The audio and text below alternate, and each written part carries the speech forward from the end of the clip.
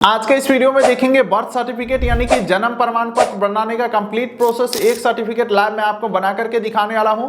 चाहे आपको नए बच्चों का बनाना हो, चाहे खुद का आपको बनाना हो, चाहे उम्र 18, 20, 25 साल क्यों ना हो, 0 से 60 साल तक का जो जन्म प्रमाण पत्र है वो ऑनलाइन बना सकते हैं। और ये जो बर्थ सर्टिफिकेट बनता है दोस्तों, सेंट्रल गवर्नमेंट के वेबसाइट से बनता है। यानी कि इस वीडियो को चाहे आप असम, बिहार, उत्तर प्रदेश, पंजाब या भारत के किसी भी स्टेट से देख रहे हैं, प्रोसेस सबके लिए सेम होने वाला है। बस स्टेट वाइज जो है दोस्तों फीस में थोड़ा बहुत ऊपर नीचे हो जाता है, कहीं पे 10 रुपए ज्यादा लगता है, कहीं पे 10 रुपए कम लगते हैं, लेकिन प्रोसेस सबके लिए सेम होने वाले हैं।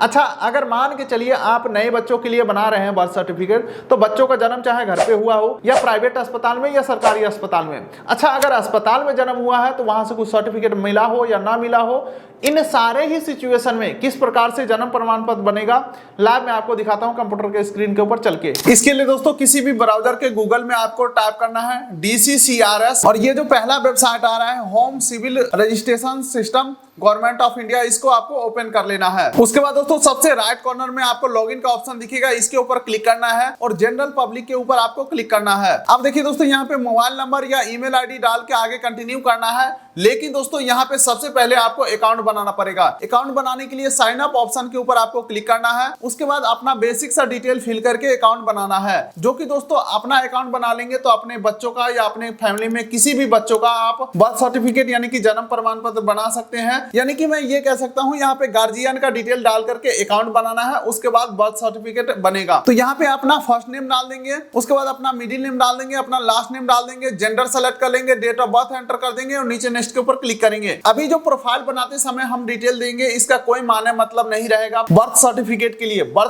लिए अलग से सारा डिटेल फिल करवाया जाएगा, यहाँ सिर्फ हम अकाउंट बना रहे हैं। अब देखिए दोस्तों, यहाँ पे आपको अपना एड्रेस फिल करना है, तो इंडिया के अंदर का ही हमारा एड्रेस है, तो इन इंडिया सेलेक्ट करेंगे। उसके बाद अपना स्टेट सेलेक्ट करना है, डिस्ट्रिक्ट सेलेक्ट करना है, उसके बाद दोस्तों सब डिस्ट्रिक्ट सेलेक्ट करेंगे। उसके बाद दोस्तों अपना विलेज सेलेक्ट करेंगे, फिर विलेज नेम सेलेक्ट करेंगे, अपना पिन कोड डालेंगे, उसके बाद अपना फुल एड्रेस डालेंगे। जैसे कि अगर आप गांव से होंगे तो वार्ड नंबर या जो भी आपका फुल एड्रेस है वो इस पेज के ऊपर आपको फिल करके नीचे नेक्स्ट के ऊपर क्लिक करना है। उसके बाद दोस्तों आधार एंड नेशनैलिटी का ऑप्शन आ चुका है, जहां पे आपको अपना आधार नंबर एंटर करना है। नेशनैलिटी यहाँ पे इंडियन सेलेक्ट करेंगे और टर्म्स एंड कंडीशन एग्री करके नीचे नेक्स्ट के ऊपर क्लिक करेंगे। आधार हमारा वेरीफाई हो चुका है, नीचे नेक्स्ट के ऊपर क्लिक करता हूं। अब देखिए एक मोबाइल नंबर पूछा जा रहा है, मोबाइल नंबर एंटर करके सेंड ओटीपी के ऊपर क्लिक करेंगे और जो हमारे नंबर पे ओटीपी आएगा ओटीपी एंटर करेंगे। हालांकि ये आधार वाला ओटीपी नहीं है और वेरीफाई के ऊपर मैं क्लिक कर देता हूं। अब दोस्तों यहाँ पे कोड वेरिफिकेशन सक्सेसफुल हो चुका है और नेक्स्ट कर देता हूं। अब देखिए दोस्तों एक ईमेल आईडी पूछा जा रहा है, तो मेरे हिसाब से आपको ईमेल आईडी डाल देना चाहिए। अगर आप नहीं भी डालते हैं तो भी कोई दिक्कत वाली बात नहीं है, स्किप एंड रजिस्टर के ऊपर आप क्लिक कर सकते हैं। लेकिन दोस्तों मैं कहूंगा ईमेल आईडी डाल दीजिए, उससे फायदा ये होगा कि जैसे ही आपका जन्म प्रमाण पत्र अप्रूव होता है तुरंत आपके ईमेल आईडी के ऊपर देखने को मिल जाएगा। ठीक है, तो ईमेल आईडी डाल देंगे और ये जो कैप्चा दिख रहा है 15 + 15 यहाँ पे 30 कर देंगे। जो भी यहाँ पे आएगा कैप्चा वो सही से आपको फिल करना है। चलिए अब सेंड ओटीपी के ऊपर क्लिक करता हूँ। अब मुझे लगता है ईमेल के ऊपर भी ओटीपी जाएगा।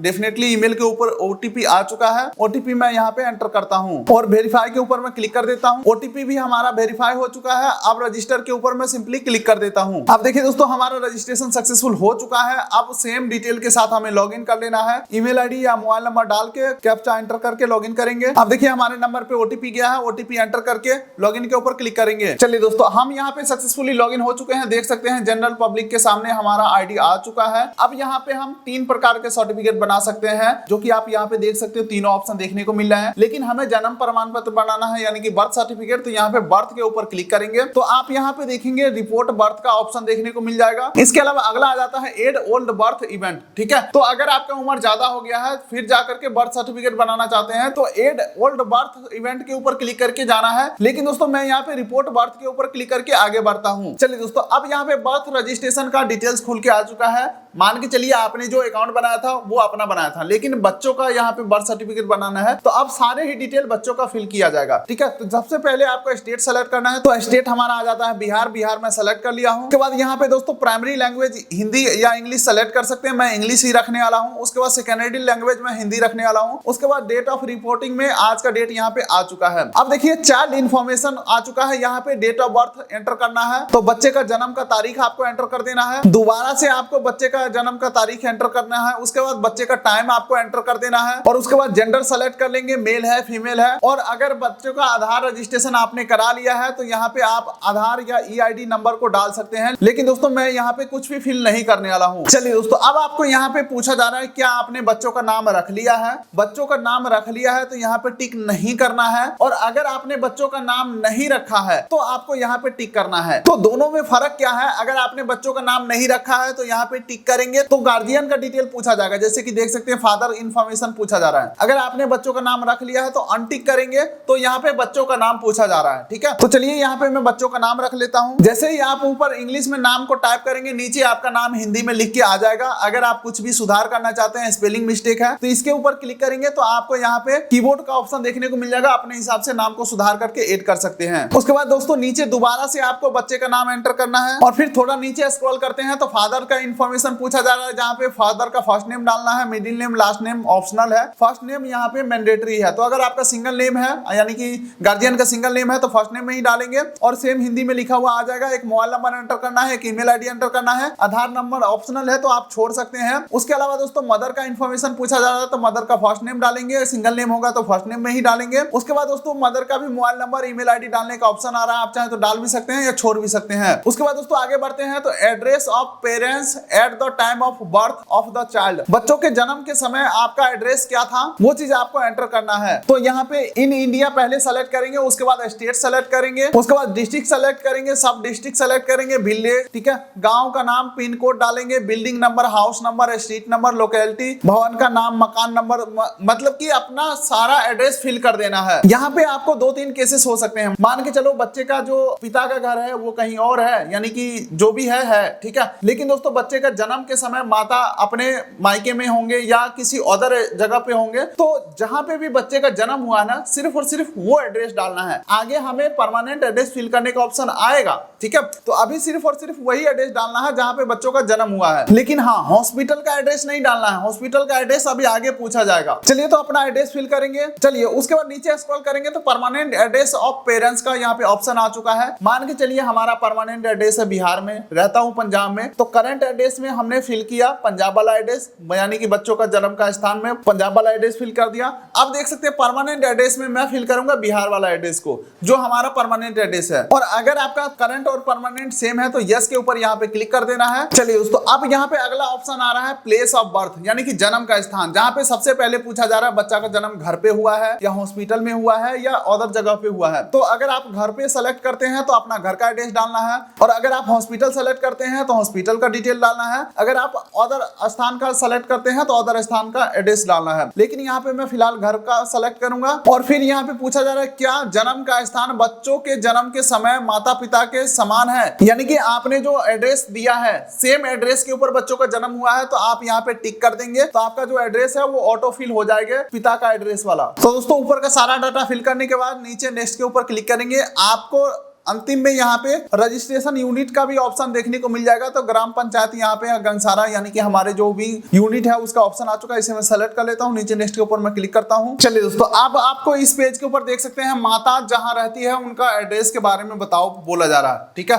तो जनरली क्या हो सकता है, यहाँ पे या तो माता मायके में रहते हो या ज्यादातर केसेस में करंट परमानेंट एड्रेस सबका सेम ही होता है, माता भी अपने हस्बैंड के यहाँ ही रहते हैं, ठीक है। तो इस केसेस में आप यहाँ पे टिक कर सकते हो और आपका जो भी करंट परमानेंट एड्रेस पहले से था वो एड्रेस यहाँ पे ऑटोफिल हो जाएंगे। अब अगला यहाँ पे आ जाता है फादर इंफॉर्मेशन। यहाँ पे पिता के बारे में सूचना देना है, जिसमें सबसे पहले पूछा जा रहा है किस धर्म से आते हैं, हिंदू, मुस्लिम, सिख, ईसाई, तो अपने हिसाब से सेलेक्ट करेंगे। उसके बाद फादर का एजुकेशन क्वालिफिकेशन यहाँ पे पूछा जा रहा है, तो अपने हिसाब से सेलेक्ट कर सकते हैं। उसके बाद फादर का ऑक्यूपेशन यहाँ पे करते क्या है, तो अपने हिसाब से सेलेक्ट करेंगे। उसके बाद दोस्तों मदर का इंफॉर्मेशन पूछा जा रहा है, तो मदर का यहाँ पे जाति धर्म सेलेक्ट करेंगे। उसके बाद मदर का क्वालिफिकेशन सेलेक्ट करेंगे। उसके बाद दोस्तों मदर का ऑक्यूपेशन सेलेक्ट करेंगे। उसके बाद दोस्तों नीचे स्क्रॉल करेंगे तो अदर इंफॉर्मेशन में देख सकते हैं सबसे पहले पूछा जा रहा है माता का शादी के समय उम्र कितना था, तो अपने हिसाब से देख लेंगे, जो भी है फिल करना है। उसके बाद दोस्तों अगला पूछा जा रहा है बच्चे का जन्म के समय माता का उम्र क्या था, और अगला यहाँ पे पूछा जा रहा है टोटल कितने बच्चे हैं, तो आपको यहाँ पे अपने हिसाब से फिल कर लेना है। चलिए दोस्तों, अब जन्म से संबंधित कुछ और जानकारी पूछा जा रहा है, जहाँ पे देख सकते हैं type of attendance eight delivery. तो यहाँ पे दोस्तों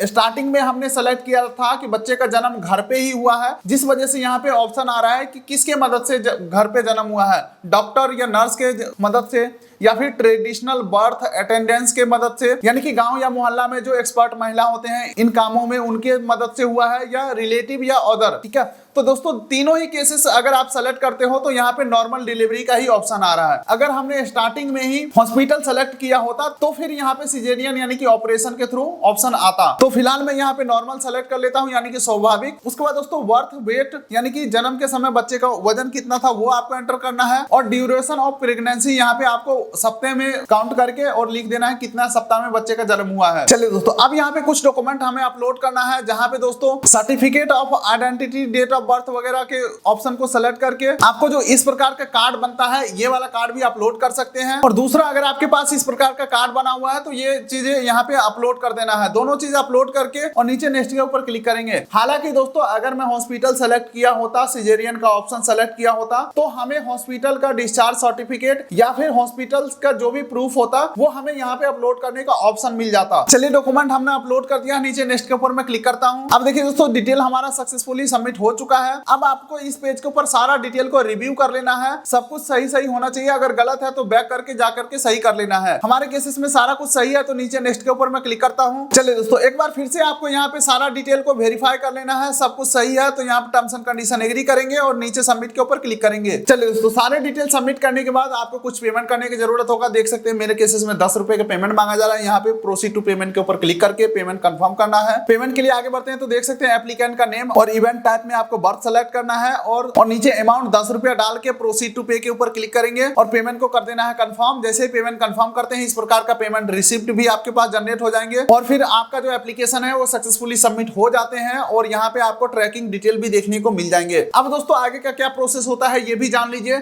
जैसे ही आप डिटेल सबमिट करते हैं, आपके जो भी नजदीकी पंचायत होगा वहां पे रिक्वेस्ट जाएगा, वो लोग वेरिफिकेशन करेंगे। हो सकता है आपके घर पे आ सकते हैं, या हो सकता है तो वो ऑनलाइन भी अप्रूव कर देंगे। अगर आपको काफी लंबे समय तक यहाँ पे पेंडिंग दिखाता है तो आप अपने पंचायत में जाकर के पूछ सकते हैं कि भाई मैंने बर्थ सर्टिफिकेट के लिए अप्लाई किया था, आप लोग उसे अप्रूव कर दो। तो यहाँ पे आसानी से आपका जो बर्थ सर्टिफिकेट है वो अप्रूव होकर के, और आपको जैसे ही अप्रूव होते हैं आपके ईमेल के ऊपर सर्टिफिकेट आ जाएगा, या आप यहाँ पे लॉगिन करके दोबारा से डाउनलोड भी कर पाओगे। तो यही रहने वाला कंप्लीट प्रोसेस 2025 के अंदर, अगर आप अपना बर्थ सर्टिफिकेट यानी कि जन्म प्रमाण पत्र बनाना चाहते हैं। उम्मीद करता हूँ वीडियो अच्छा लगा तो वीडियो कर दिए लाइक, चैनल कर दिए सब्सक्राइब, ताकि मिलेंगे ऐसे ही किसी अगले वीडियो में। तब तक के लिए नमस्कार।